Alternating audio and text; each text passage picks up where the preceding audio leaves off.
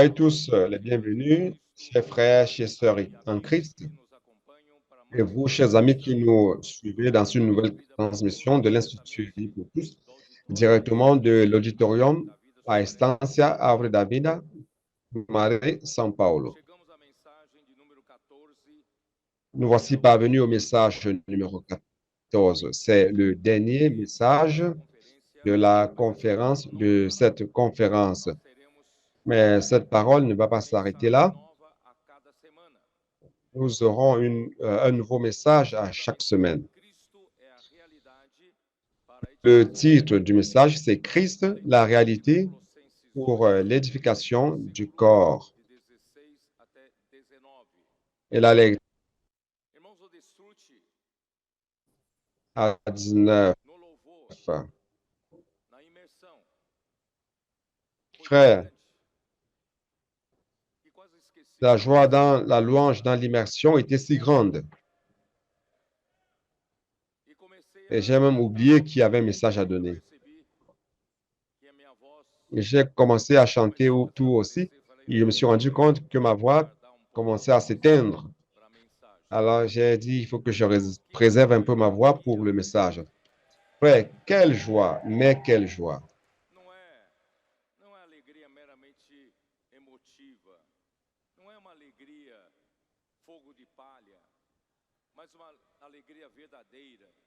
Joie émotive. C'est une véritable joie qui vient de celui qui est en train d'être rempli par la réalité de Dieu. Nous qui avions vécu tant d'années dans le vide, avec la vanité dans la pensée, mais nous rendons grâce à Dieu. Le Seigneur est en train de nous remplir à travers le fleuve de grâce. Il nous remplit de la vérité de Dieu, c'est-à-dire de Christ, qui est la vérité elle-même.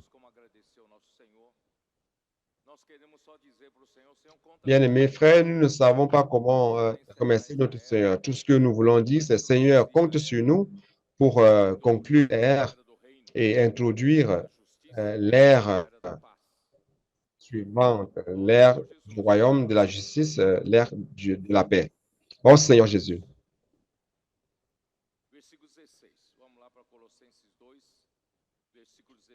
Allons-y à Colossiens 2, verset 16.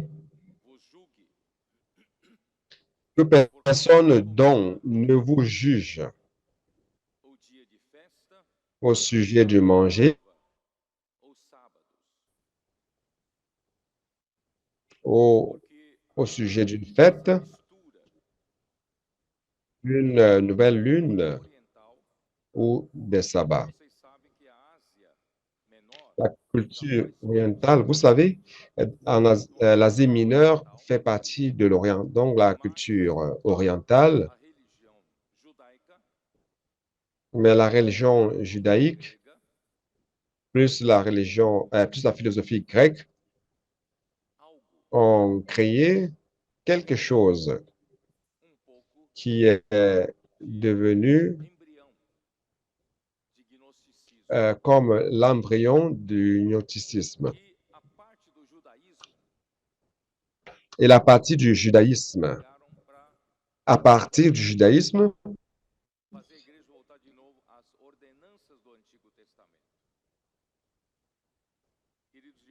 ils ont essayé de l'Église retourne aux ordonnances de l'Ancien Testament. Bien, mes frères, lorsque nous n'avons pas la réalité de Christ, nous commençons à inventer plein de choses pour le substituer.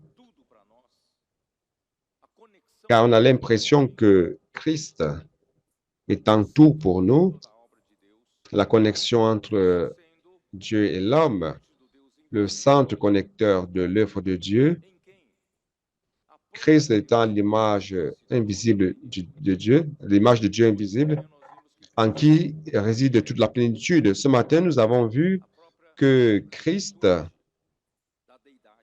est la plénitude même de la déité. En d'autres termes, en Christ se trouve Dieu lui-même, se trouve tout ce que Dieu est et tout ce qu'il a pour vous donner. mais tout paraît si abstrait. Et lorsque les choses sont abstraites, l'homme cherche quelque chose qui est plus palpable, plus humain pour suivre. Tout comme lorsque Moïse est monté sur la montagne, il y est resté 40 jours et le peuple a demandé à Aaron de faire une image qui était le veau d'or afin qu'il puisse affirmer que cela représentait les dieux, que c'était les dieux qui les avaient. Quelle offense à Dieu! Quelque chose de physique pour adorer dans la sphère humaine. À qui s'attacher au lieu de s'attacher à Christ?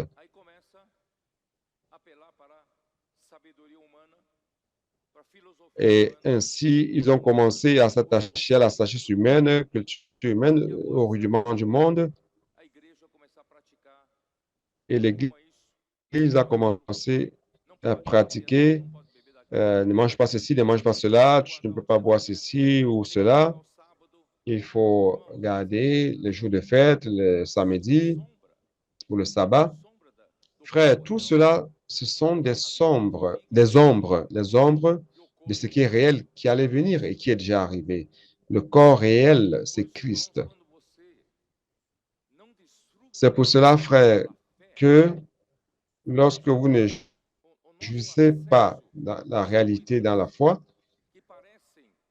notre accès aux choses qui paraissent abstraites, c'est à travers la foi. C'est pour cela que l'idolâtrie était si pratiquée. Car l'idolâtrie, c'est par rapport aux choses qui se voient. Les morceaux de bois,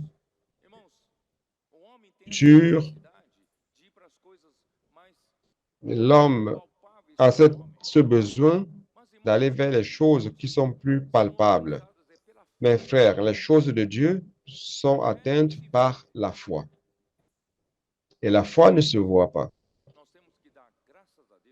C'est pour cela, frère, que nous devons rendre grâce à Dieu. Nous, à la fin de cette terre, au temps de la fin, le Seigneur nous a fait voir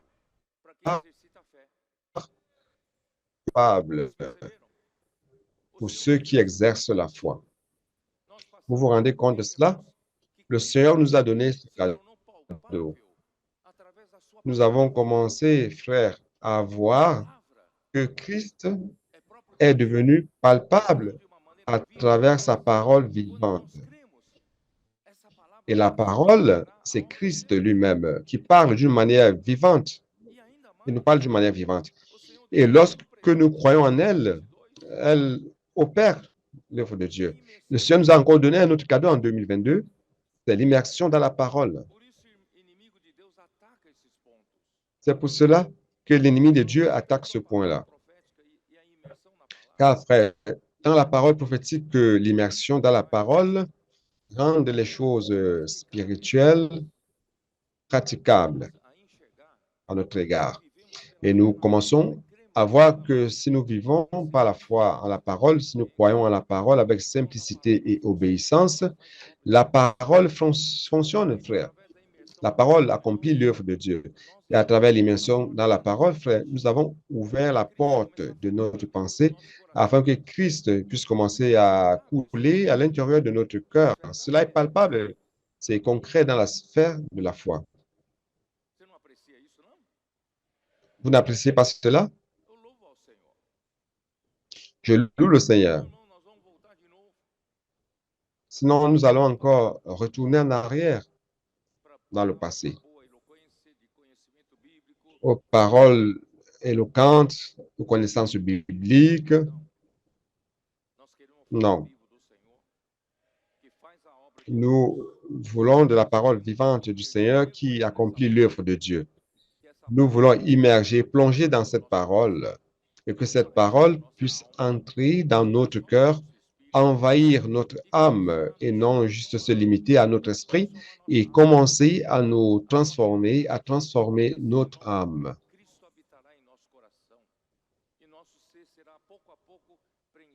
Nous remplis de sa réalité. Et ainsi, peu à peu, nous serons remplis de Christ lui-même qui est la plénitude de la déité. Ô Seigneur Jésus. D'où vient cette histoire de manger et du boire? C'est la loi par rapport à la diète. C'est dans Lévitique 11. Allons-y jeter un coup d'œil. Lévitique 11.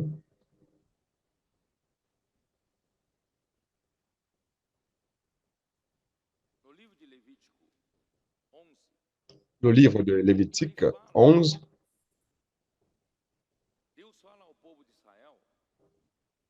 Ici, Dieu parle au peuple d'Israël. Il leur dit quels sont les animaux qui sont purs et quels sont ceux qui sont impurs.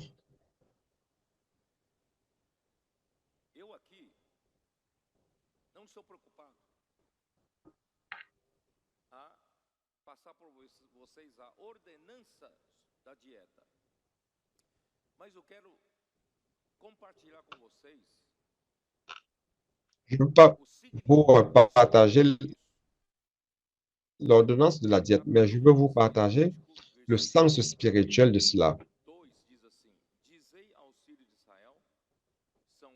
Chapitre 11, le Lévitique, verset 2 dit ceci.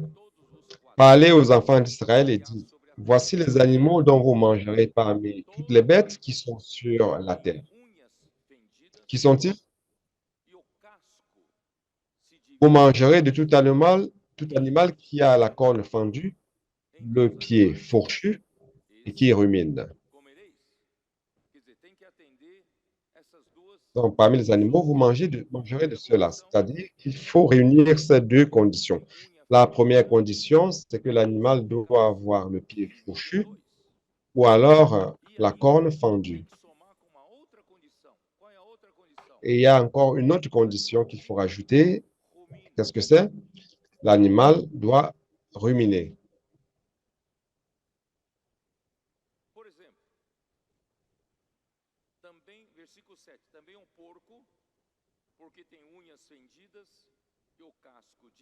Verset 7. Vous ne mangerez pas le porc qui a la corne fendue et le pied fourchu, mais qui ne rumine pas. Vous le regarderez comme impur. Le porc a le pied fourchu, mais il ne rumine pas. Il a la corne fendue, mais il ne rumine pas. Tout ce que vous lui donnez, il avale. C'est comme le chien de votre maison qui a le pied fendu, mais si vous lui donnez un morceau de viande, il avale en même temps, sur l'instant. Si vous lui demandez s'il a aimé cette viande, il vous dira de quelle viande vous parlez, car ça s'en est allé. Il est clair, frère. Je ne suis pas en train d'enseigner ici la diète. Je ne suis pas en train de dire que vous ne devez plus manger de la viande du porc. À instance, parfois la viande de porc est servie. Ce n'est pas de cela que je dis. Donc, pour le peuple d'Israël, Dieu avait déterminé cela. Donc, bien-aimés frères, pourquoi cela? Pourquoi? Chapitre 11, verset 44, qui dit ceci. Car je suis l'Éternel, votre Dieu, vous vous sanctifierez et vous serez saints, car je suis saint et vous ne vous rendrez point impurs par tous ces reptiles qui rampent sur la terre. Car je suis l'Éternel qui vous a fait monter du pays d'Égypte pour être votre Dieu et pour que vous soyez saints, car je suis saint. Verset 47, afin que vous distinguiez ce qui est impur et ce qui est pur. L'animal qui se mange et l'animal qui ne se mange pas. Très bien. Donc, la diète par rapport à ce qui peut être mangé et ce qui ne peut pas être mangé, c'est pour enseigner au peuple d'Israël qui sont un peuple séparé pour Dieu, un peuple séparé pour Dieu. Donc, ce peuple est saint, car Dieu est saint, et donc ce peuple doit manger de ce qui est saint. Frères, nous devons avoir le discernement sur ce qui est saint et ce qui est impur. Nous devons avoir le discernement pour savoir ce qui est impur et ce qui est pur. Alors, c'est quoi un animal pur?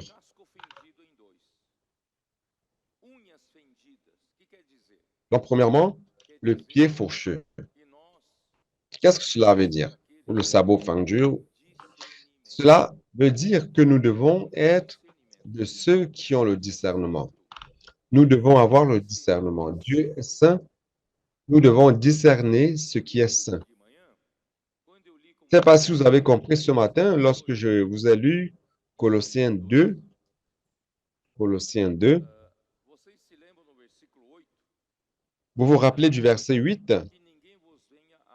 Prenez garde que personne ne fasse de vous sa proie par la philosophie.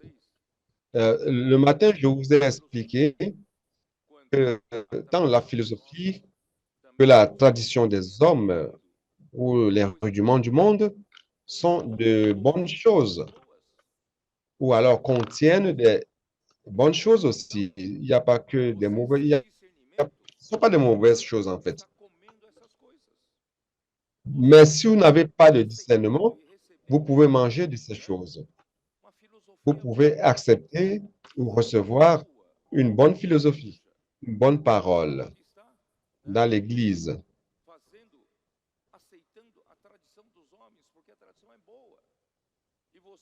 Vous pourriez accepter la tradition des hommes car la tradition est bonne.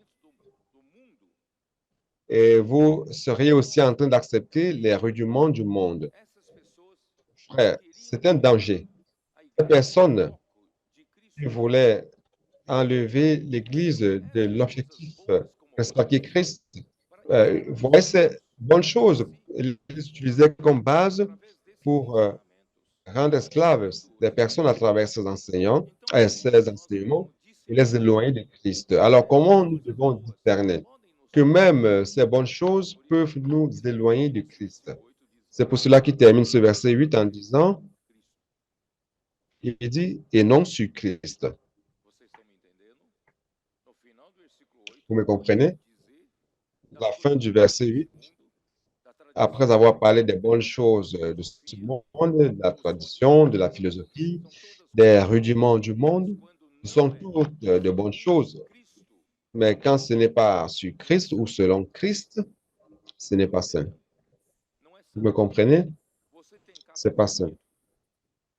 Vous avez le pied fendu, vous avez la côte fendue, le pied fendu, vous avez le discernement spirituel. Frère, nous devons développer ce discernement spirituel. Spirituellement parlant, nous sommes des animaux impurs. Spirituellement parlant, nous devons avoir la côte fendue, le pied fendu, nous devons avoir le discernement, car Dieu est saint. Je dois discerner que Dieu est saint. Ce qui est bon, seul ne suffit pas à dire que c'est saint. Nous devons savoir ce qui est saint. Et ce qui est saint, c'est selon Christ. Et de l'autre côté, la deuxième condition, c'est que nous devons ruminer. Nous devons ruminer. Juste une correction, nous sommes des êtres spirituels et non des êtres non spirituels. Donc, nous devons discerner, ruminer, et ainsi nous pourrons bien assimiler les aliments. Donc, l'homme ne doit pas prendre la parole de Dieu comme le fait le porc ou le chien. Nous pouvons aller à la réunion, écouter une parole. Amen, j'ai compris. Quelle parole merveilleuse. On s'en va et on ne revient plus sur cette parole. Vous me comprenez? Frère, c'est pour cela que nous avons un trésor qui s'appelle l'immersion dans la parole. Frère, je suis très content de ce que le Seigneur est en train de faire parmi nous principalement à travers les préadolescents et les adolescents. Il y a quelques années de cela, nos bien-aimés frères de la conférence Génération Sainte veillaient sur la vie sainte de nos adolescents. Ils étaient préoccupés de ce que le monde était en train de faire, de les succomber avec leurs idéologies maléfiques.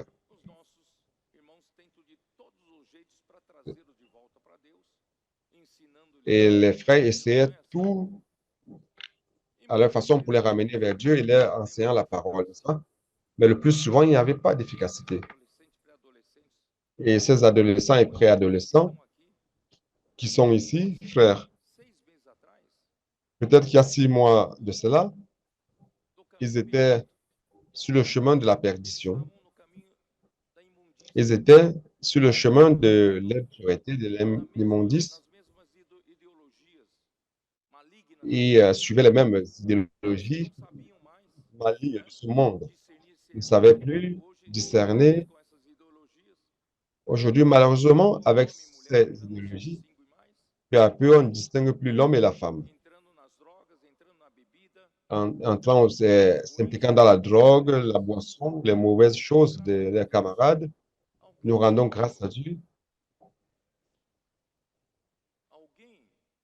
Quelqu'un nous a sauvés, quelqu'un nous a aidés.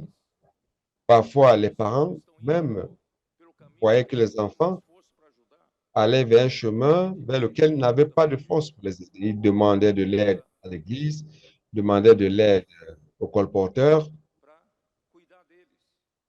pour prendre soin d'eux. Vous savez ce que font nos frères, les colporteurs, les frères responsables de l'église, vous savez ce qu'ils font? Ils ne passent pas le temps à leur donner des leçons de morale, mais ils introduisent les frères immédiatement dans la parole, dans l'immersion de la parole. Une chose que je n'ai pas dite et qui est très importante, ces préadolescents et adolescents ont écouté la parole prophétique et ont fait la transcription avec leurs propres mains. Frère, cela est très important.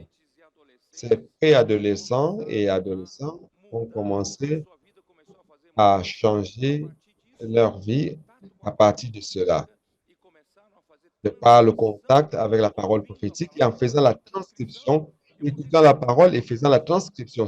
Frère, cela est très important. Si vous êtes un adulte et que vous n'avez jamais expérimenté cela, essayez, vous allez voir. La parole va entrer plus en vous. Vous le croyez, oui ou non?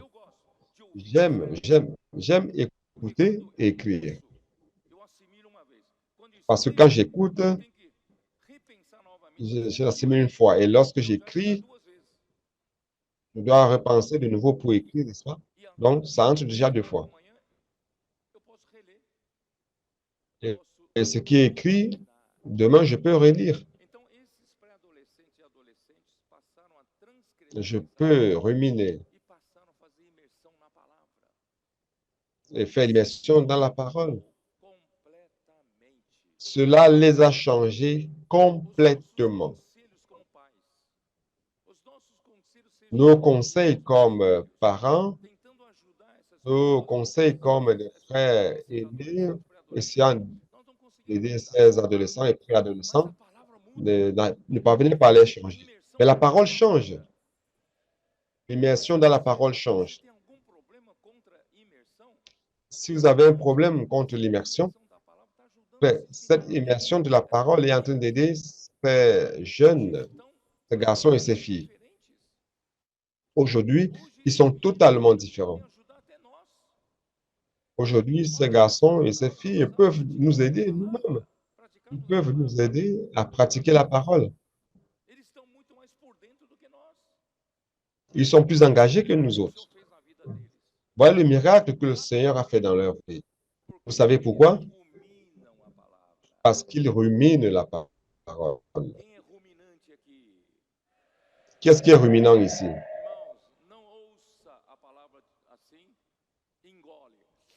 Frère, n'écoute pas la parole comme cela et puis vous l'avalez tout simplement. Si vous donnez le meilleur morceau de viande à un chien,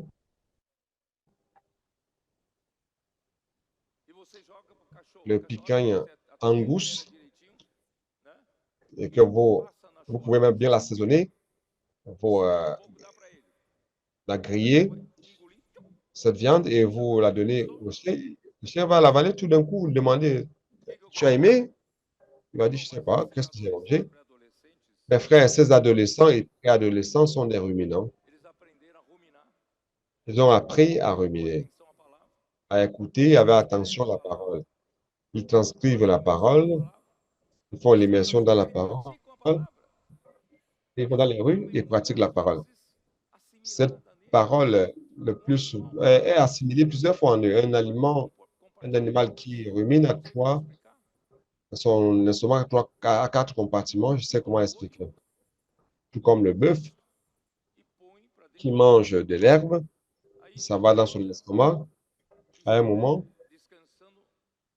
pendant qu'il se repose, ou même debout, il régurgite ce qui était dans le premier compartiment et il commence à marcher de nouveau. Vous avez déjà vu des animaux comme ça, ruminant? Et après, ça va dans le deuxième compartiment et ainsi de suite. Frère, jusqu'à ce que toute la parole devienne une partie de lui,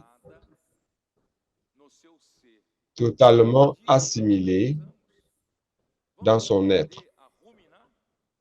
Frère, c'est de cela dont nous avons besoin. Apprenons à ruminer. Premièrement, vous devez apprendre à discerner. Toute bonne chose n'est pas saine ou sainte. Vous devez avoir le discernement de ce qui est Christ et ce qui n'est pas selon Christ. Moi, je veux de ce qui est de Christ, qui est selon Christ, car Christ est la réalité. Je peux recevoir beaucoup de bonnes choses de ce monde, mais qui ne me remplissent pas de la réalité. Mais je dois aussi ruminer la parole de Dieu. Je ne peux pas seulement avaler, recevoir la parole de Dieu, l'avaler, et d'ici une semaine, je ne sais même plus ce que j'ai écouté ici à la conférence. Le psaume chapitre 1. Seigneur Jésus.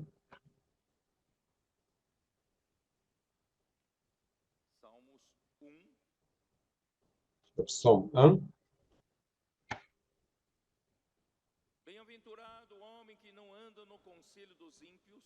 Heureux l'homme qui ne marche pas selon le conseil des méchants, qui ne s'arrête pas sur la voie des pécheurs, et qui ne s'assied pas en compagnie des moqueurs. Il a le discernement. Il a le discernement. Il veut de ce qui est saint. Il n'avale que ce qui est saint. Dans verset 2, mais qui trouve son plaisir dans la loi de l'Éternel. C'est dans la parole. Et de cette loi, il avale? Non. De cette loi, il médite. Il la médite jour et nuit. Le matin, vous faites l'immersion, la nuit, vous faites l'immersion. Vous marchez dans le Uber, vous faites l'immersion, vous allez par métro, vous faites l'immersion, dans le bus, l'immersion, en tout lieu dans la rue, vous faites l'immersion. Vous serez à chaque moment en train de régurgiter la nourriture pour marcher de nouveau. Vous prenez ce papier, ce bout de papier là, n'est-ce pas? Vous ruminez une fois de plus. Il est comme un arbre planté près d'un courant d'eau qui donne son fruit en sa saison. Enfin, c'est lui qui discerne ce qui est sain et qui mange ce qui est sain et non ce qui n'est pas. Et il mange ce qui est bon, alors il rumine la parole de Dieu. Il est comme cet arbre qui donne son fruit en sa saison. Vous donnez des fruits, ceux qui suivent cette ligne donnent des fruits. Et dont le feuillage ne se flétrit point. J'ai dit aux frères qui servent à la conférence de Génération Sainte, je ne veux pas seulement voir les adolescents sortir d'ici connaissant ce que vous leur avez dit de la parole de Dieu. Je leur ai dit, au-delà du fait de leur donner la parole, je veux que vous fassiez en sorte que tous les adolescents partent d'ici les yeux brillants. Ils doivent partir d'ici les yeux brillants. Vous avez des feux qui brillent. Vous avez des yeux qui brillent à cette conférence. Regardez votre voisin. Voyez cela, les yeux brillants. Nous devons partir d'ici avec les yeux qui brillent. Il faut que ça brille.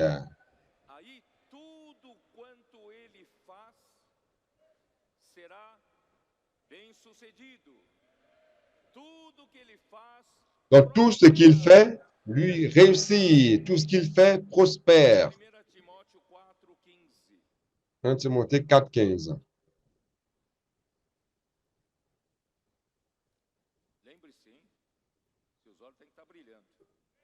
Rappelez-vous de cela, vos yeux doivent briller.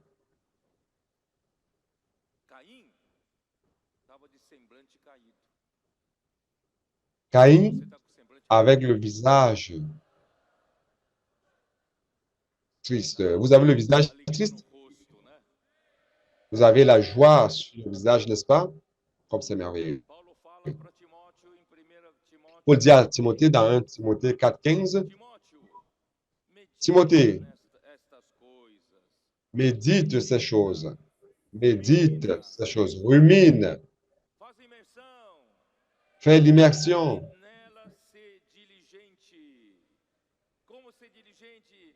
Et sois diligent envers elle. Comment cela?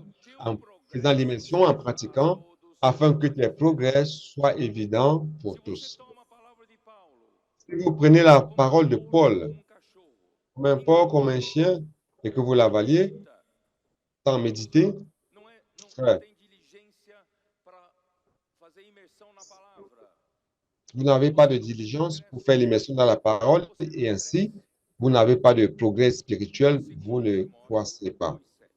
2 Timothée 2, 7.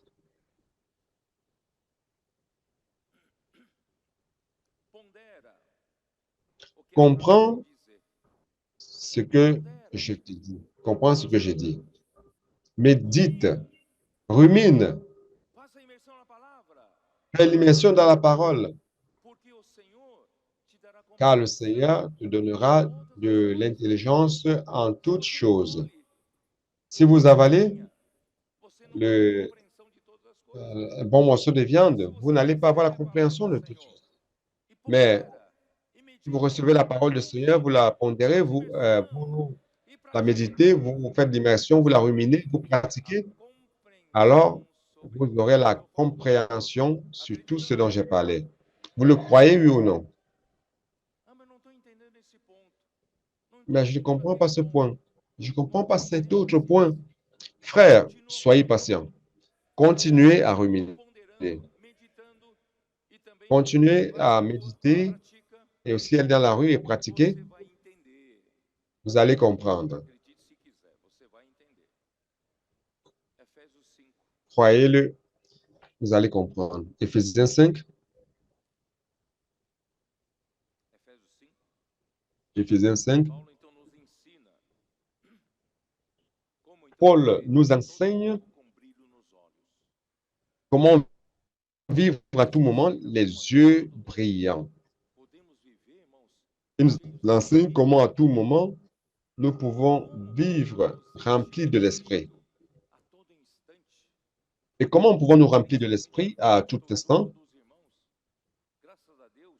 Et principalement, quand je suis avec les frères, nous rendons grâce à Dieu, nous sommes à l'église. Je ne suis pas un chrétien individualiste, isolé. J'ai une église, j'ai d'autres membres du corps, dont ici dit au verset 18, si vous restez dans le monde, ce monde a le vin. Si vous marchez dans de mauvaise compagnie, ces préadolescents et adolescents marchaient sur ce chemin. Ils s'enivraient du vin de ce monde. Mais nous ne sommes plus dans le monde. Nous avons un autre chemin à cheminer. Cet autre chemin, frère, ce n'est pas de nous enivrer du vin de ce monde, mais c'est de nous remplir de l'esprit. Nous devons être remplis d'esprit. Celui qui s'enivre de vin a les yeux rouges, n'est-ce pas? Les yeux rouges d'ivrognerie, mais celui qui est rempli d'esprit a les yeux brillants de vie et de joie.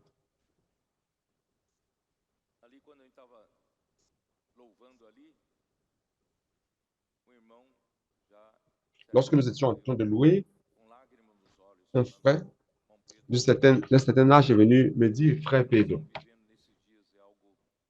ce que nous vivons ces jours-ci, c'est quelque chose d'inédit. Il était très content et émotionné ce que le Seigneur nous a donné.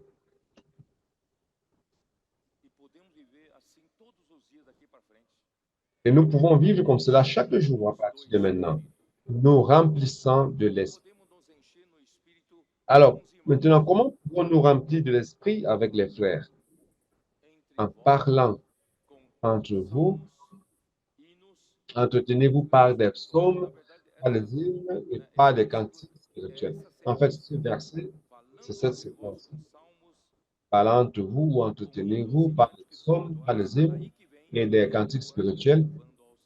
Et après qu'on dit chantant et célébrant de tout cœur les louanges du Seigneur. Alors, quel est le secret de nous remplir de l'esprit avec les frères autour de nous? Frères, c'est en parlant entre nous, en nous entretenant, parlant entre nous, ici, nous entretenant entre les, nous entretenant par le son, par les hymnes et par les cantiques spirituels. À l'époque de Paul, les gens n'avaient pas les Bibles dans les mains. Ce qu'ils avaient en mémoire, c'était les hymnes qu'ils pouvaient chanter par cœur. Qu'est-ce qu'ils avaient? Ils avaient les psaumes, les hymnes, ils avaient les cantiques spirituels. Donc, ce qu'ils pouvaient aller entre eux, c'est ce qu'ils avaient gardé dans la mémoire. Donc, ils utilisaient les psaumes, les hymnes et les cantiques spirituels pour parler. Ils utilisaient ces paroles-là pour parler. Mais aujourd'hui, frère, nous avons l'immersion dans la parole. Aujourd'hui, la technologie a beaucoup avancé que les messages de hier soir, ce matin, les frères nous aident déjà avec l'immersion dans la parole. C'est déjà imprimé. C'est déjà dans nos portables. C'est déjà dans le site de l'Institut Vie pour tous, disponible à tous. Frère, n'est-ce pas cela merveilleux? Allons profiter de la technologie que le Seigneur nous a donnée aujourd'hui. Donc, je peux immédiatement, dans mon portable, je peux imprimer même dans mon ordinateur, je peux l'imprimer et mettre dans ma poche. Lorsque je suis découragé, en bas où j'ai envie de remplir de l'esprit, je peux prendre cela et commencer à méditer, à faire l'immersion moi-même. Si j'ai un autre frère, un autre frère avec moi, nous nous arrêtons un peu. Wow, aide-moi. C'est ça l'immersion dans la parole. Parlant entre nous. Cela est cela, c'est l'immersion. Ne dites rien contre l'immersion. Paul a déjà montré que dans la Bible, qu'il y a l'immersion dans la parole. Parlant entre nous, c'est l'immersion dans la parole, oui ou non?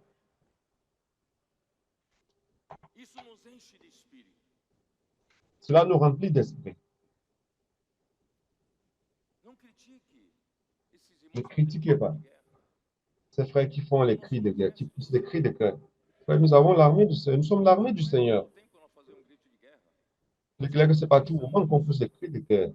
Mais lorsque nous voulons nous remplir de puissance, la puissance de Dieu, que nous avons une lutte devant nous, et que nous devons aller dans la rue, la pression de la rue, frère, nous devons pousser des cris de guerre, nous fortifier, nous remplir d'esprit pour affronter la pression de la rue, pour sauver les personnes des griffes de l'ennemi. pour sauver ceux qui ont été blessés par les brigands et les amener à l'hôtellerie, mettre sous le soin. Et pour cela, nous nous constituons, nous nous remplissons de l'esprit. Frère, cela est biblique. Cela est biblique. Seigneur Jésus.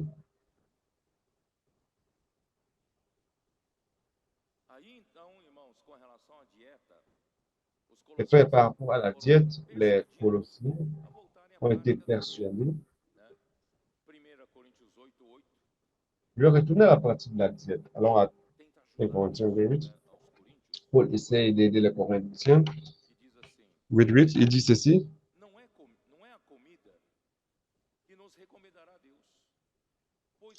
Ce n'est pas un aliment qui nous rapproche de Dieu. Si nous en mangeons, nous n'avons rien de plus. Si nous n'en mangeons pas, nous n'avons rien de moins. Ah, je ne suis pas d'accord, celui qui mange ce genre de nourriture. Ah, alors, il est interdit de manger ceci ou cela. Frère, Dieu, dans le Nouveau Testament, ne nous a pas donné cet enseignement. Parmi nous, il y a ceux qui ont choisi de manger que des légumes. Et d'autres, les gauchos, ils aiment la viande rouge. Il y a d'autres qui ont horreur de la viande rouge. Mais nous vivons tous ensemble, n'est-ce pas? Nous vivons bien. Personne ne doit être forcé à manger selon votre manière, selon votre habitude. Cela ne fait aucune différence pour nous devant Dieu. C'est une question qui est liée à votre santé. Vous faites selon la conscience que vous avez, n'est-ce pas? Mais frère, ce n'est pas la nourriture qui va nous recommander à Dieu ou nous rapprocher de Dieu. Romains 14, 3 et 4.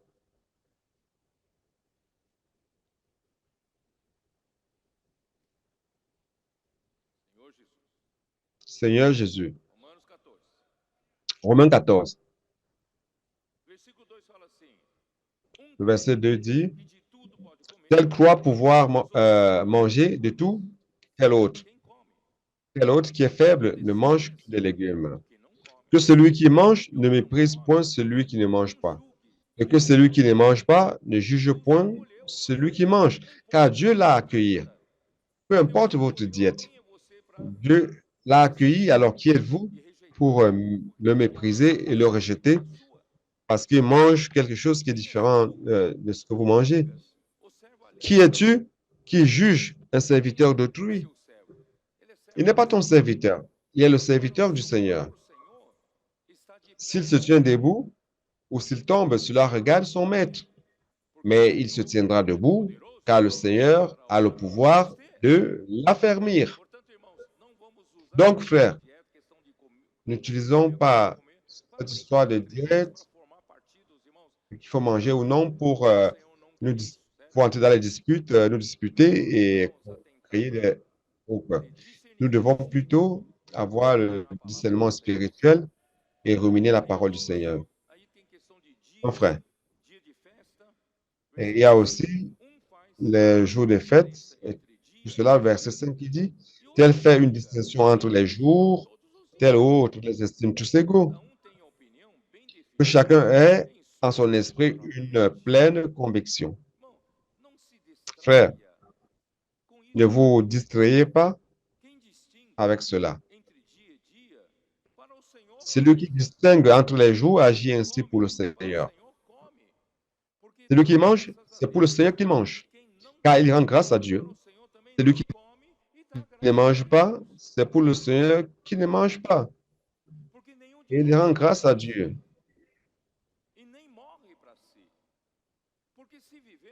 Parce que personne d'entre nous ne vit pour soi-même, ni ne meurt pour soi. Car si nous vivons, nous vivons pour le Seigneur, et si nous mourrons pour le Seigneur. Soit donc que nous vivions, soit que nous mourions, nous sommes au Seigneur. C'est justement, car il dit, car Christ est mort et il a vécu afin de dominer sur les morts et sur les vivants. Mais toi, pourquoi juges-tu ton frère? Et toi, pourquoi méprises-tu ton frère? puisque nous comparaîtrons tous devant le tribunal de Dieu. Seigneur Jésus, tout ce que nous faisons, c'est pour Dieu.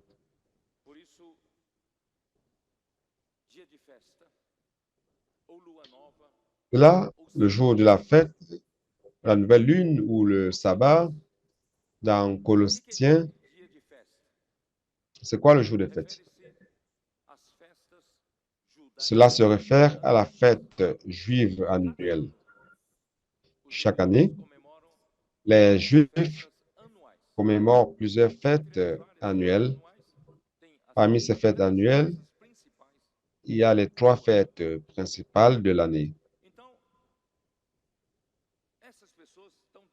Donc, ces personnes essayent de nouveau faire en sorte, ils essaient de faire de nouveau que l'Église à Colosse, à Hiérapolis, ne pratique pas ces choses du judaïsme. Pardon, retourne à pratiquer ces choses commence à pratiquer ces choses du judaïsme. Et la nouvelle lune, c'est la fête judaïque mensuelle. Cela se passe chaque mois. Nouvelle lune. L'autre, c'est la fête annuelle. Et le deuxième point, c'est la fête mensuelle. Et les samedis, ce sont les fêtes hebdomadaires. Chaque semaine, il y a un samedi, un sabbat. Ésaïe 1:13. Ésaïe 1:13. Cessez d'apporter de vaines offrandes. J'ai en horreur l'encens, les nouvelles lunes, les sabbats et les assemblées. Je ne puis voir le crime s'associer aux solennités.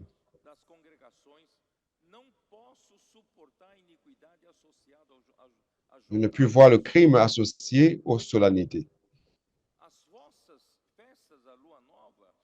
Vos fêtes, les nouvelles lunes et les solennités, mon âme a cela en horreur. Mon âme hait vos nouvelles lunes et vos fêtes. Elles me sont à charge. Je suis las de les supporter. Ces choses ne plaisent pas à Dieu. Ces faux maîtres veulent distraire les frères de Christ pour qu'ils s'accrochent à ces fêtes juives. Ézéchiel 46:1. Oh Seigneur Jésus.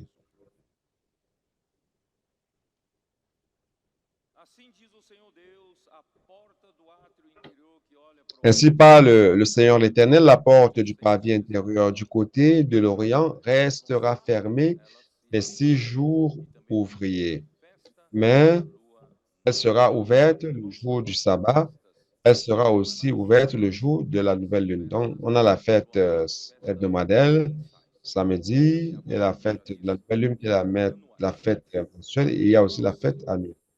Donc, frère,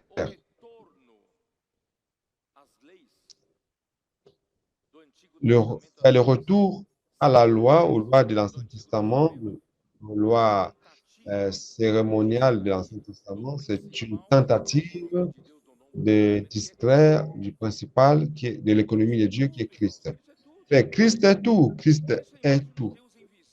Christ est l'image de Dieu invisible. Dieu est la splendeur de la gloire. Il est l'empreinte exacte de Dieu qui apporte la substance de Dieu. Christ,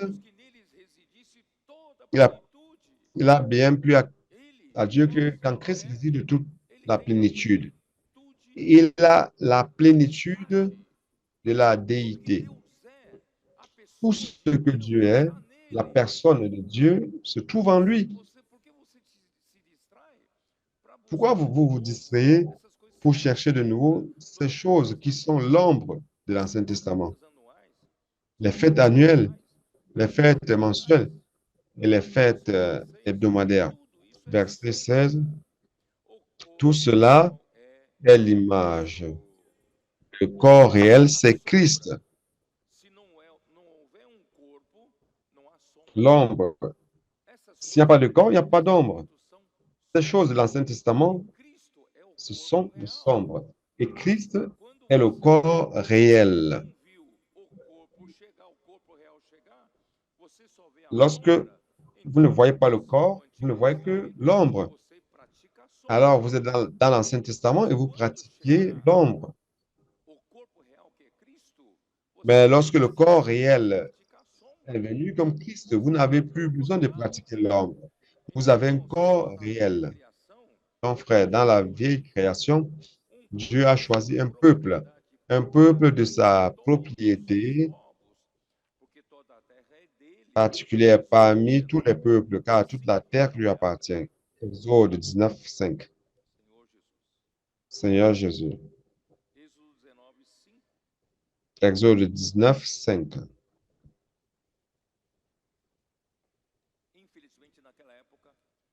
Malheureusement, à cette époque-là, toutes les nations étaient paganes.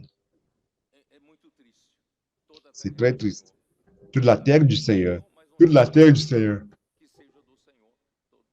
Mais il n'y avait aucune nation qui soit du Seigneur, aucune nation sainte. Alors, Dieu a sauvé le peuple d'Israël d'Égypte pour faire de lui son peuple de propriété particulière, un peuple qui lui appartient à lui seul. Il était si content d'avoir trouvé ce peuple de sa main de l'Égypte, l'a mené au mont Sinaï dans le désert.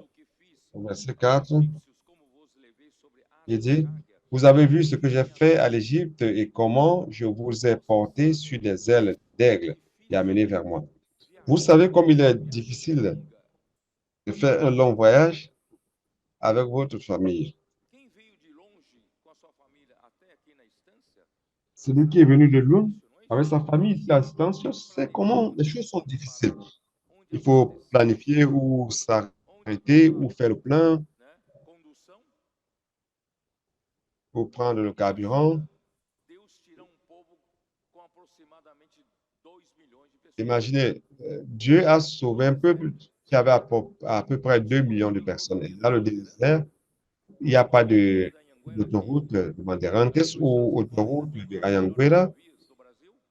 L'État de São Paulo, nous avons les meilleures autoroutes de São Paulo. Nous n'avons même pas. Là, il n'y avait pas de Graal, donc des restaurants sur l'autoroute pour s'arrêter.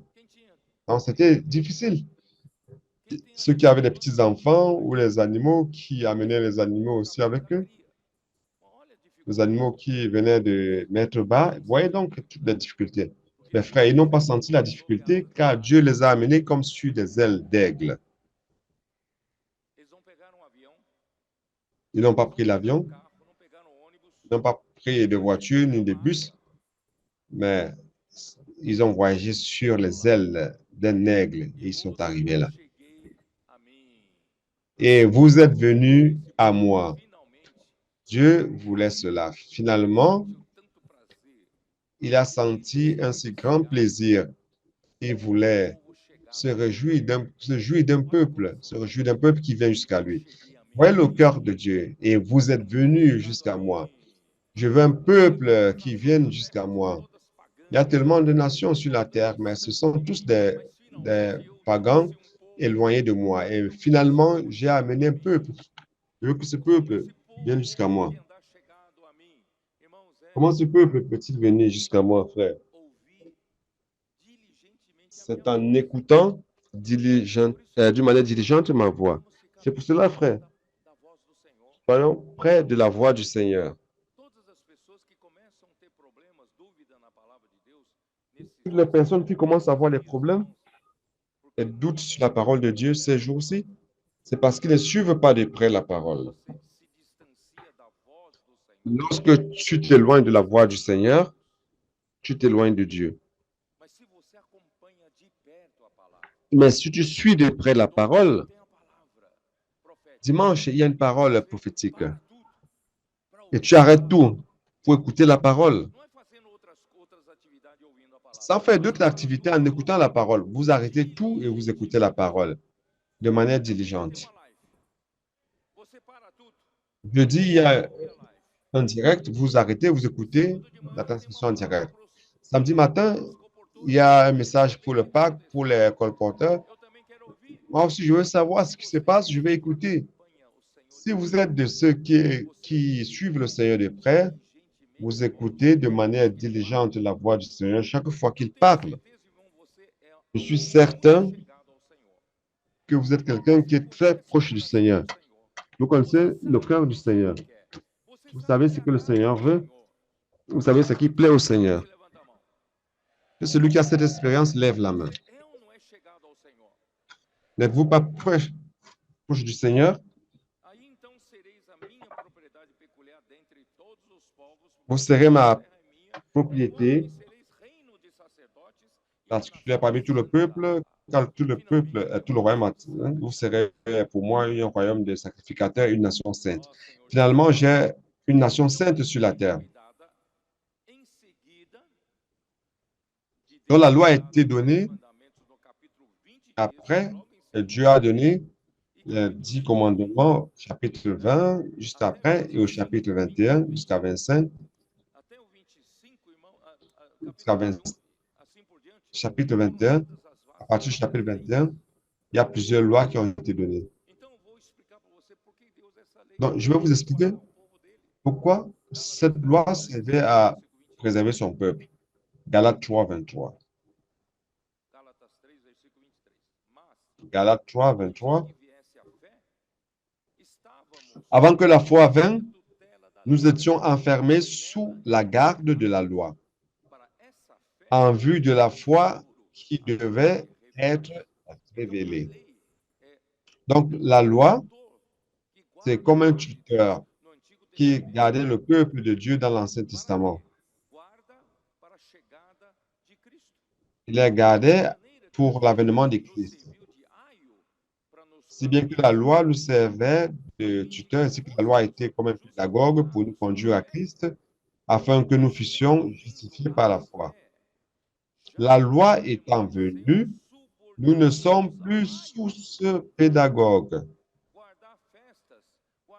Gardez les fêtes, gardez la nouvelle lune, gardez le sabbat. Nous ne sommes plus soumis à ce pédagogue. La loi a eu son temps, son rôle, qui a préservé le peuple sur la terre. Mais maintenant, Christ est venu. Le corps réel est venu. Oh Seigneur Jésus.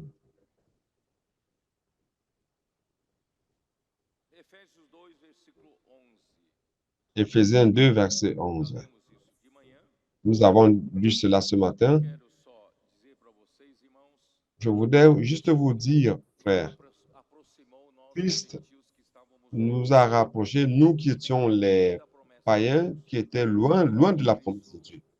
Mais frère, Christ, sur sa croix, a fait la paix entre nous, les Juifs qui avons cru. C'est pourquoi il dit, c'est pourquoi nous, autrefois païens dans la chair, il a détruit à la croix l'inimitié, il a évangélisé, Père pour nous qui étions loin et Père pour ceux qui étaient proches aussi. Et en Christ, les deux, un seul homme nouveau en établissant la paix en Christ. Personne ne peut dire qu'il n'a rien qui ne soit lié à Christ. Nous étions des étrangers rapprochés. Nous ne sommes plus étrangers pour Christ, ni pèlerins, mais nous sommes des concitoyens des saints et vous êtes la famille de Dieu. Donc, nous sommes les citoyens du même royaume. Nous allons être transférés des royaumes, édifiés sur le fondement des apôtres et des prophètes. Jésus-Christ lui-même étant la pierre angulaire, et en lui, tout l'édifice bien coordonné s'élève pour être un temple saint dans le Seigneur. En lui, vous êtes aussi édifiés pour être une habitation de Dieu en esprit. Frère, nous rendons grâce à Dieu. Aujourd'hui, nous sommes l'homme nouveau, un seul corps en Dieu, et nous avons accès à Dieu le Père en esprit. On va retourner à Galates 3, verset 26.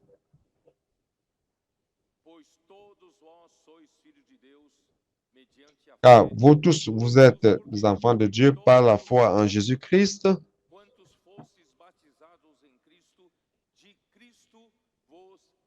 Vous tous qui avez été baptisés en Christ, vous avez revêtu Christ. Il n'y a plus ni juif ni grec, il n'y a plus ni esclave ni libre, il n'y a plus ni homme ni femme, car tous vous êtes un en Jésus-Christ. Et si vous êtes à Christ, vous êtes donc la postérité d'Abraham, héritier selon la promesse. Si un juif venait à vous dire que vous n'êtes pas un descendant d'Abraham, vous lui direz en Christ, oui, je suis descendant d'Abraham. Et je suis encore héritier selon la promesse en Christ Jésus. Oh Seigneur Jésus. Donc, frère, pour le peuple d'Israël, Dieu a donné toutes choses comme ombre. Et Christ étant venu dans la nouvelle alliance, Christ est la réalité de toutes choses. Et Christ est le corps réel, il est la réalité de tout. Et Dieu est en train de nous remplir, remplissant chaque vide de Christ lui-même. Donc, frère, avec Christ, nous n'avons plus besoin de fêtes annuelles. Avec Christ, nous ne devons pas commémorer la loi chaque mois. Avec Christ, nous n'avons pas besoin de commémorer le sabbat. Avec Christ, notre vie, c'est une fête constante. Oui ou non? Cette fête était si joyeuse, bonne, que j'ai oublié que j'avais un message à donner. C'est ça, notre vie, la vie de l'Église, c'est une fête constante. Vous n'avez pas besoin d'un jour déterminé pour fêter. Nous pouvons fêter le matin, dans la journée, la nuit, faisant l'immersion dans la parole, pratiquant la parole, nous remplissant de l'esprit, nous entretenant, frère, n'est-ce pas vrai? Et nos réunions, frère, ont arrêté d'être ces réunions qui étaient si lourdes. Si votre réunion, votre église a encore cette manière lourde, traditionnelle, nous rendons grâce au Seigneur car plusieurs églises ont demandé l'aide des colporteurs. Demandez aussi l'aide des colporteurs. Dites-leur, venez dans notre ville, nous allons vous loger. Passez ici un week-end, si possible. Venez depuis, vous pouvez venir vendredi soir ou jeudi soir. Venez nous aider à faire l'immersion. Aidez-nous à aller dans les rues. Aidez-nous à pratiquer. Puis-je prier pour vous? Aidez-nous à pratiquer le colportage. Vous allez voir comment votre église va changer. Les réunions de votre église n'auront plus cette liturgie ancienne. Une réunion qui commence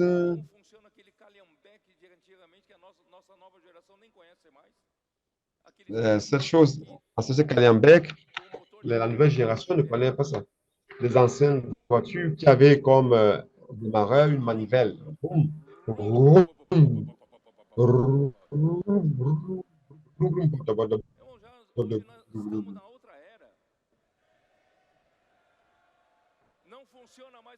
Nous sommes aujourd'hui dans une autre ère.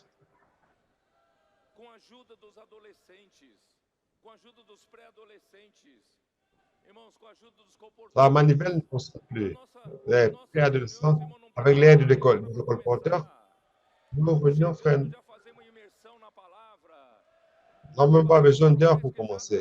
Dès qu'on arrive, on est déjà dans l'immersion, dans la parole. La parole politique est déjà là, travaillant parmi nous, ouvrant les portes de la pensée, exerçant l'esprit, n'est-ce pas? Frère, faites aussi de la réunion de vos églises une fête, une véritable fête. Si vous n'avez pas encore cela dans votre église, vous êtes en train de perdre le temps. La vie en Christ est une fête constante. Oh Seigneur Jésus, Avec Christ, notre vie est une fête constante, un repos constant. La vie d'Église, les réunions sont de véritables fêtes. Prêcher l'évangile du royaume dans les rues, l'immersion dans la parole, prendre soin d'un nouveau, servir les saints pour l'édification de l'Église avec Christ comme réalité, frère. Ce n'est pas un poids pour nous. Nous faisons cela avec grande joie et jouissance. Tout est fait. C'est pour cela que verset, on retourne à Colossiens, verset 18-19. Oh Seigneur Jésus.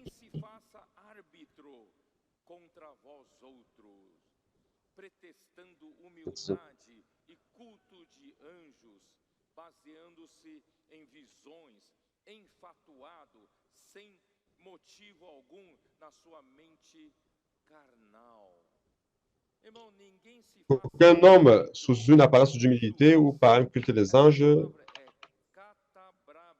ne se fasse arbitre ou juge. Vos avis sont créés par le prix. Ce mot, c'est katabrabeo, ça veut dire que personne ne doit prendre ou déclarer quelqu'un indigne de la récompense ou du salut. Ces faux maîtres, ces personnes étaient en train d'agir comme s'ils étaient des juges sur vous. Ils sont comme les arbitres. Ils prennent des décisions à votre place et contre vous. Ils vont dire ce que vous ne faites pas, c'est pas bon, il faut pratiquer les fêtes, les samedis, les diètes. Ce qu'il faut manger, ils vous disent ce qu'il faut manger et ne pas manger. Et si vous ne faites pas cela, vous serez disqualifié de la récompense que Dieu va donner. Frère, ça, c'est un mensonge.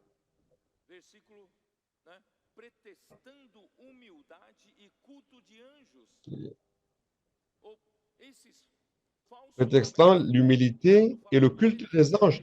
C'est faux, maître. Lorsqu'on parle de prétextant, on parle d'une apparence d'humilité. Ils utilisent cela pour affirmer que n'est pas dit d'adorer les dieux directement. Donc, ils adoraient les anges comme médiateurs pour s'approcher des dieux. Et si vous dites le contraire, je vais directement à Dieu, il va dire que vous êtes très orgueilleux. Il va dire que vous n'êtes pas humble. Frère, nous rendons grâce à Dieu. Car de cette manière, il vous éloigne de la récompense, il vous éloigne de Christ et vous éloigne de la récompense. 1 Timothée 2,5. Frère, il y a un seul médiateur, 1 Timothée 2,5. Car il y a un seul Dieu et aussi un seul médiateur entre Dieu et les hommes. Jésus-Christ, homme. Ce ne sont pas des anges, ni des dominations et des autorités. Mais Christ, c'est le seul médiateur. Hébreux 8.6. Et le médiateur de l'Alliance suprême. Hébreux 8.6. Mais maintenant, il a obtenu un ministère d'autant supérieur qu'il est le médiateur d'une alliance plus excellente, qui a été établie sur de meilleures promesses. Hébreux 9.15 et 12.24. Je ne vais pas lire, je n'ai pas le temps. Frère, ces maîtres hérétiques parlent d'une manière si convaincante et avec enthousiasme.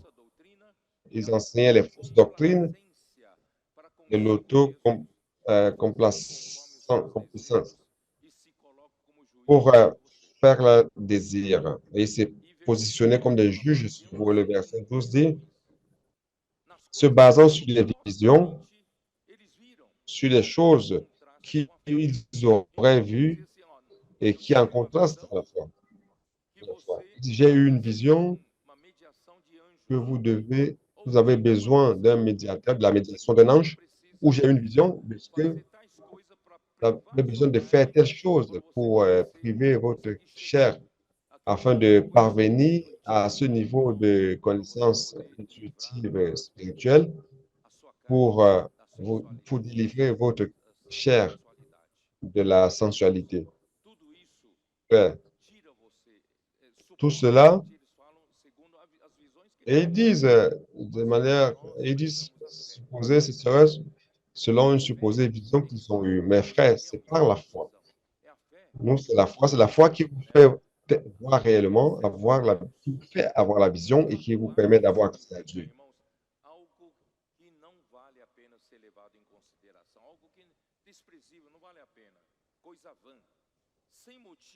Ce n'est pas de quelque chose qui ne vaut pas la peine ou arrogance.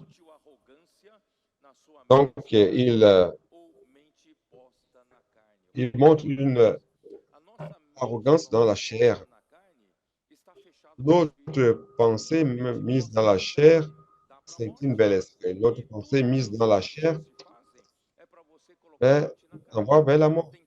Ce que le faux être fait, c'est faire en sorte que vous perfectionnez dans la chair. Frère, une pensée mise dans la chair, c'est une porte fermée à l'esprit. Mais nous devons ouvrir notre pensée, exerçant notre esprit, faisant l'immersion, renouvelant notre pensée et ouvrant notre pensée pour mettre la pensée dans l'esprit. La pensée dans l'esprit amène à la vie et à la paix. Ce sont tous des symptômes et des fausses vérités vides et destitués de toute réalité. Seul Christ est la réalité. Retournons au verset 19 de Colossiens 2. Je vais essayer de terminer. Sans s'attacher au chef, dont tout le corps assisté et solidement assemblé par des jointures et des liens, tire l'accroissement que Dieu donne.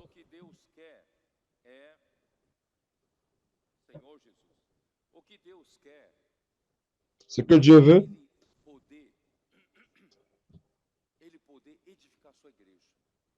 c'est qu'il puisse édifier son Église. Et pour que Dieu puisse édifier son Église, car l'Église, c'est le corps du Christ. L'Église sera édifiée uniquement lorsque tous les membres seront ouverts, seront liés à la tête.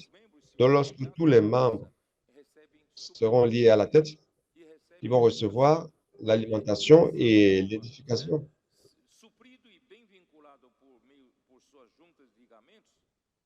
Il dit, tout le corps assisté solidement assemblé par les jointures et des liens, c'est l'accroissement.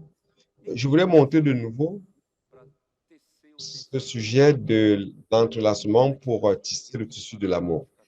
L'édification de l'Église, vous savez-vous, c'est tisser ce tissu d'amour. Donc, comment pouvons-nous faire cela?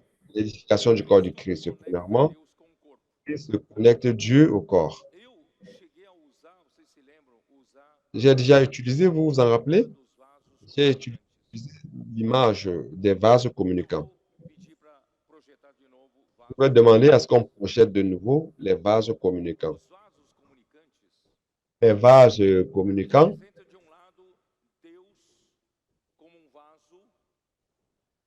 cela représente d'un côté Dieu comme un vase grand, infini, illimité. De l'autre côté, lorsque nous croyons au Seigneur Jésus, nous naissons de l'Esprit et notre esprit a été connecté à Dieu par Christ. Dieu, avec son lac profond, des richesses incommensurables. Et nous, pauvres et vides, à travers la connexion avec Christ, notre esprit s'est connecté à Dieu. N'est-ce pas? Mes frères, Christ est la source qui a connecté Dieu, qui a amené Dieu sur la terre. Et Christ est mort et ressuscité comme esprit, il est le fleuve qui court avec tout ce que Dieu a sous la forme de la grâce, sa vie, sa nature, ses attributs divins les vertus humaines de Christ et toute l'essence de Dieu qui est l'amour. Comme toutes sortes de bénédictions spirituelles dans les régions célestes. Et Éphésiens 1:3. Et chaque membre du corps de Christ, lorsque nous croyons, nous sommes régénérés en esprit et nous sommes connectés à Dieu par ce vase communicant. Lorsque ce vase communicant commence à fonctionner à travers la connexion de Christ, tout ce que Dieu est commence à couler à travers notre esprit. Alléluia. Dieu comme grâce commence à couler vers notre esprit. Et notre esprit qui était mort, mais par la grâce, nous sommes sauvés. Il nous a donné la vie. Notre esprit revit. Frère, 1 Corinthiens 12:13, nous sommes baptisés dans un seul corps. Donc, nous ne sommes plus un seul individu. Nous sommes les membres du corps du Christ. Le Christ, comme la tête du corps, désire alimenter chaque membre de la grâce de Dieu, nous remplissant de nouveau de la réalité de Dieu. Mais notre esprit est déjà connecté à Dieu. Mais ne parvient pas encore à ouvrir la porte de l'âme. Notre esprit est connecté à Dieu, mais la porte de l'âme doit être ouverte. Avec la chute de l'homme et la déconnexion de Dieu, qui est la vérité, l'esprit de l'homme a été mortifié et l'âme de l'homme s'est remplie de mensonges, de vanité, toutes sortes d'injustices, d'impureté. L'homme est devenu charnel et le vieil homme se corrompt selon la puissance du mensonge et a commencé à habiter parmi nous. Alors, depuis que Dieu nous a régénérés, je vais vous expliquer aujourd'hui le mécanisme de comment cela fonctionne. Mais malheureusement, mon temps est en train de s'épuiser. Alors, comment fonctionne ce mécanisme? Pourquoi Dieu nous a donné un esprit humain? Saviez-vous que dans votre esprit humain, il y a trois fonctions, trois parties. La première partie, c'est la communion.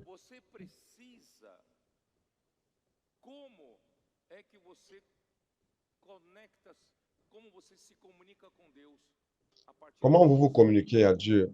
C'est à partir de votre esprit. À partir de votre esprit. Dieu a mis dans votre esprit une fonction pour être connecté à Dieu. C'est votre communion. C'est-à-dire que votre portable a une fonction de se connecter à l'opérateur, au réseau. C'est une des fonctions. Nous rendons grâce à Dieu car Dieu nous a donné une fonction dans notre esprit humain qui est de se reconnecter à Dieu, avoir la communication avec Dieu. Alors, quelle partie de votre esprit contacte Dieu, se communique avec Dieu? C'est la communion.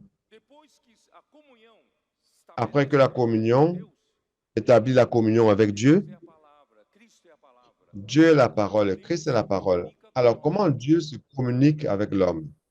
C'est à travers la parole. Quelle est l'importance de la parole? Donc, Dieu donne une parole, une fois connecté à la communion, Dieu donne une parole et cette parole va à l'intuition. C'est la deuxième fonction de votre esprit. Ça va vers l'intuition. L'intuition sert à recevoir ce que Dieu dit. Mais l'intuition, c'est pas comme la pensée dans l'âme. L'intuition, ce n'est pas une parole claire. Ah, Dieu m'a dit ceci, je dois être ici et vendre ma voiture. Non. L'intuition reçoit la parole de Dieu comme une perception. Vous avez une perception. Vous n'avez pas de mots exacts, mais vous avez une perception à votre intuition. Donc, Dieu, en se communiquant avec Dieu, Dieu vous a donné une parole et cette parole est venue et s'est logée dans l'intuition. Et maintenant, vous devez faire avancer cette parole vers votre âme. Et quelle est la partie de votre esprit qui a la fonction de transmettre à l'âme? C'est la conscience. La conscience, ce mot conscience, fait en sorte que votre âme ait la conscience de ce que Dieu a dit. Vous donner de la connaissance à votre âme. Et votre âme, la première partie de votre âme, qui va recevoir ce qui vient de l'esprit à travers la conscience, enfin, c'est votre pensée. Vous comprenez ce cheminement? Vous vous communiquez avec Dieu par la communion. Par la communion, Dieu vous donne une parole dans votre intuition et votre intuition reçoit une perception et vous devez faire avancer cela. Alors, vous remettez cela à la conscience qui a la responsabilité de se communiquer à l'âme. La première partie de l'âme, la partie leader, c'est la pensée. Et la pensée doit ouvrir la porte. Comment la pensée va-t-elle ouvrir la porte? Si durant tant d'années, nous avons vécu mettant notre pensée dans la chair. La pensée est fermée à l'esprit. Mais nous rendons grâce à Dieu, frère, par la parole prophétique, par l'immersion dans la parole, par l'exercice de l'esprit. C'est pour cela qu'il est important d'exercer notre esprit. Notre esprit exercé, nous allons influencer la pensée. L'immersion dans la parole va influencer la pensée. La pensée sera renouvelée. Lorsque la pensée est renouvelée, la porte s'ouvre.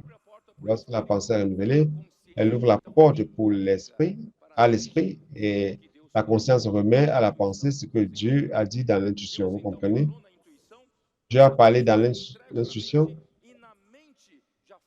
Elle a remis à la conscience, à la pensée, une, une pensée est formée dans la pensée. Et la pensée renouvelée, recevant cette parole de Dieu avec joie, il dit, waouh, Dieu m'a parlé, il envoie cela à l'émotion, et l'émotion apprécie, dit, waouh, j'ai aimé. Cool. Très bon. Il est sorti pour prêcher l'évangile. Et l'émotion apprécie, l'émotion aime, l'émotion va remettre à la volonté. Et la volonté doit prendre une décision. La volonté dit, je vais sortir. Dans les rues, je vais dans la rue. Et la volonté, c'est la dernière partie de l'âme qui va donner l'ordre à qui maintenant? Va donner l'ordre au corps. Le corps va dans la rue. Le corps dit, je vais dans la rue. Vous avez compris ce cheminement? Alors nous communiquer avec Dieu à travers la communion. Dans la communion, nous recevons une parole dans l'intuition et l'intuition remet à la conscience.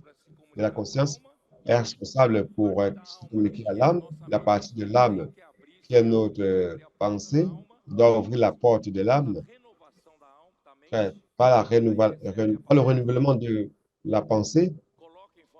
Elle reçoit la parole, la transforme en pensée même, l'apprécie dans l'émotion, la remet à la volonté prend la décision. Fait ainsi, le corps agit selon la volonté de Dieu.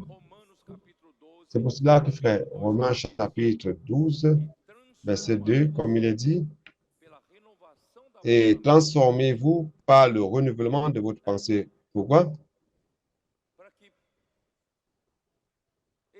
Afin que vous expérimentiez quelle est la bonne, la parfaite, la bonne,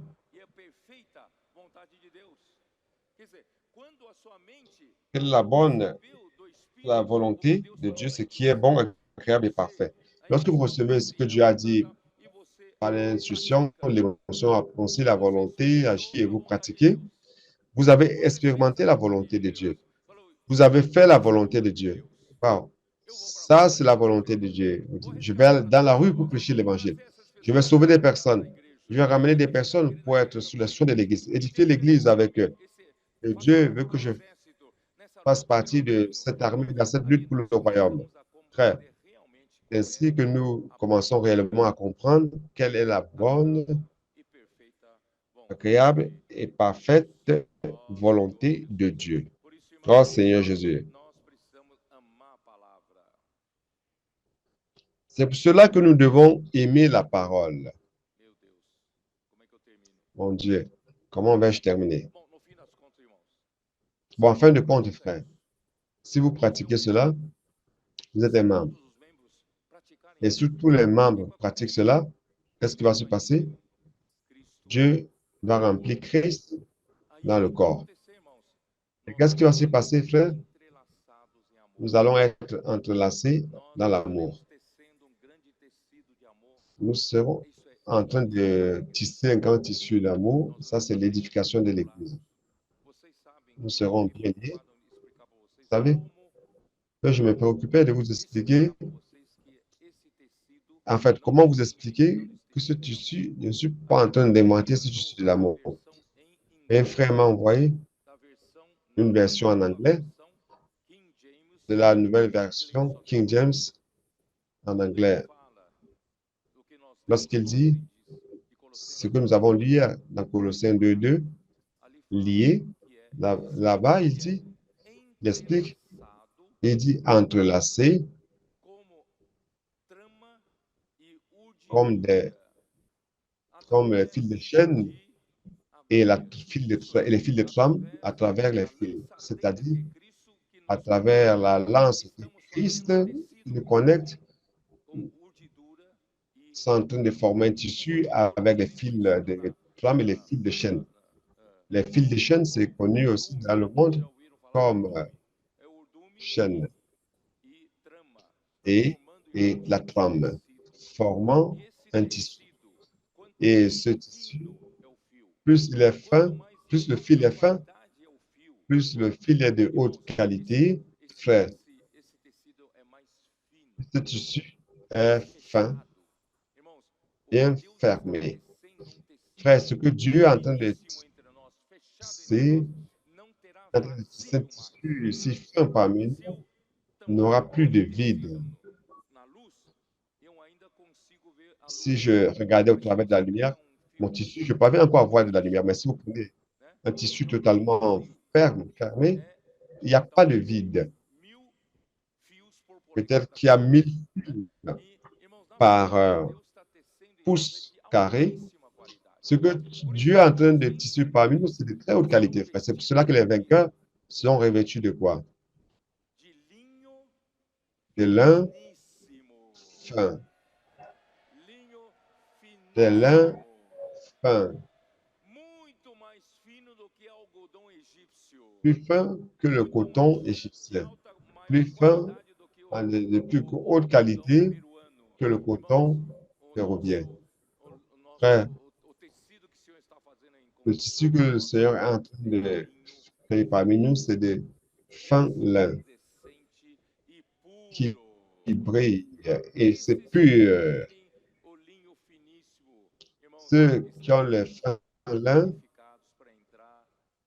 seront qualifiés pour entrer dans le millénaire, pour régner avec Christ. Ils seront aussi qualifiés pour la dernière bataille d'Armageddon.